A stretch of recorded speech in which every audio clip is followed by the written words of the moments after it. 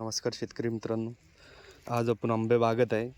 चांगले पॉलिनेशनसाठी मधमाशासाठी गूळ आपण उकळून घेत आहे. कारण की पॉलिनेशनसाठी मधमाशा आवश्यक आहे शेतामध्ये. अशा प्रकारे बागत 2-3 ठिकाणी गूळ उकळून घ्यावा. हे बघा किती चांगल्या प्रकारे याला फ्लोरिंग आलेली झाडाला. याच्यावर मधमाशीची अत्यंत आवश्यकता आहे. त्यासाठी बागात नैसर्गिक पद्धत समजा गूळ उकळून घ्या.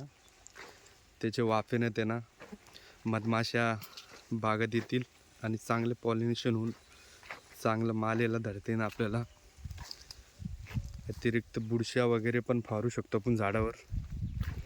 7-7 दिवसाच्या गॅपाने बुरशी आपण याच्यामध्ये फवारू शकतो.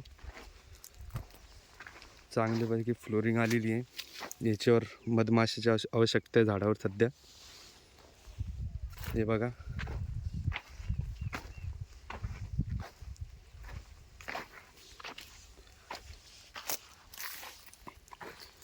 त्याच्यानंतर हे जे उकळेल जे पाक राहील याच्यामध्ये आपलं सुती कपडा नाहीतर पोते याला भिजून प्रत्येक बागेत 20-25 ठिकाणी ठेवण्यात यावं कापड, जेणेकरून मधमाशा लवकर बागेत येतील.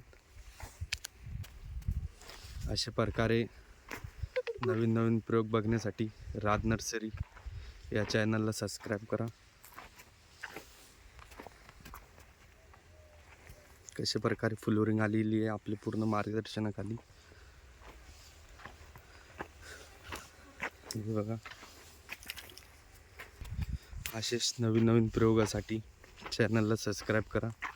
धन्यवाद.